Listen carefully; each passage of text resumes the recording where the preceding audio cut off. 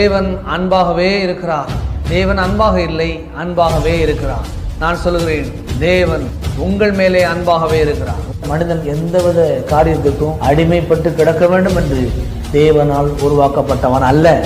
நம் ஒவ்வொருவரையும் கர்த்தர் ஒளிமயமான எதிர்காலத்திற்கென்று, நல்ல வாழ்க்கைக்கென்று அழைத்திருக்கிறார் என்பதை ஒருபோதும் மறவாதிருங்கள்.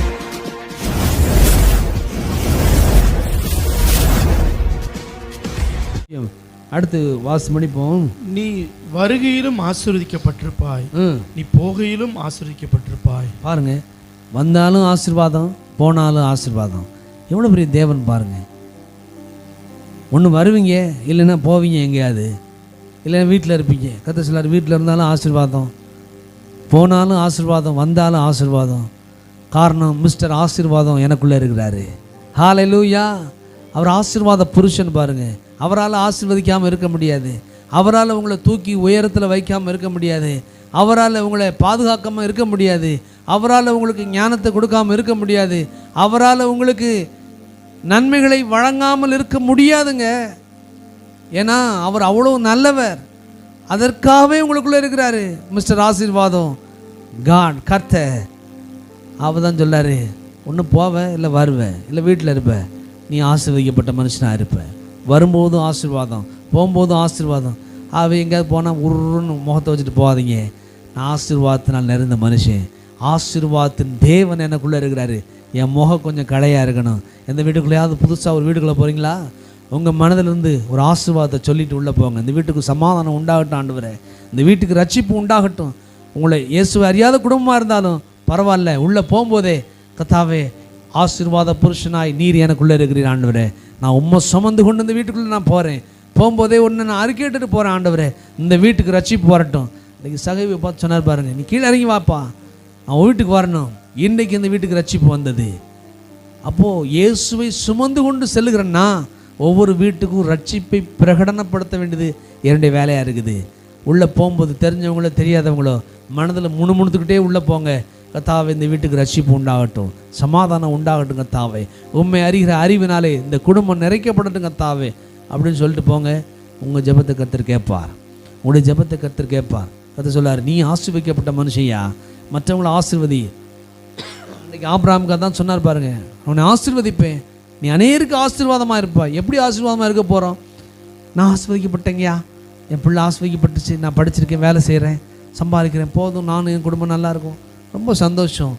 ஒரு குறுகிய வட்டத்திற்காக கர்த்தர் உங்களை அழைக்கவில்லை, பெரிய லாபத்திற்கென்று, பெரிய ஒரு உலக மாற்றத்துக்குன்னு கர்த்தர் உங்களை அழைத்திருக்கிறார், என்னை அழைத்திருக்கிறார். உலகத்தை போய் நம்ம மாற்ற போகிறதில்ல, ஆனால் அந்த வார்த்தையின் மூலம் உங்களுடைய பகுதிகளை நீங்கள் மாற்ற முடியும். உங்களுடைய வார்த்தையின் மூலம் ஒருவேளை நீங்கள் கூட வேலை பார்க்குறவங்க கூட பேசாமல் இருக்கலாம், ஆனால் அவங்க பேரை சொல்லி கர்த்தாவே அவங்களுக்குள்ளே எப்படியாவது அப்படி ரட்சிப்பு உண்டாகட்டும் கர்த்தாவே. ஒரு நாளில் யோசித்து பாருங்கள், நீங்கள் ஆண்டவரோட பரலோகத்தில் சந்தோஷமாக பாட்டு பாடிட்டு இருப்பீங்க, சந்தோஷமாக அவரோட என்ஜாய் பண்ணிக்கிட்டு இருப்பீங்க. ஒரு நாள் கீழே இருந்து ஒரு சத்தம் வரும், அண்ணே, அக்கா, அண்ணன், தம்பி, நீ என்னுடைய வேலை பார்த்தியே, ஒரு வார்த்தை இந்த இயேசுவை பற்றி எனக்கு சொன்னியா? இந்த வார்த்தை நம்மை எவ்வளோ தூரம் பாதிக்குன்னு யோசிச்சு பாருங்கள். ஆகவே ஒருவேளை அவங்கள்ட்ட போய் பேச முடியாட்டாலும் அவங்களோட பேரை சொல்லி கர்த்தாவே நான் அவங்கள ஆசீர்வதிக்கிறேன், அவங்களுக்குள்ளே என்னுடைய ரட்சிப்பு உண்டாகட்டும், உம்முடைய விடுதலை அவங்களுக்குள்ளே உண்டாகட்டும்னு சொல்லி அப்படிப்பட்ட ரீதியிலே மக்களை ஆசீர்வதிக்க வேண்டும். காரணம், அதற்கென்னே கர்த்தர் நம்மை அழைத்திருக்கிறார்.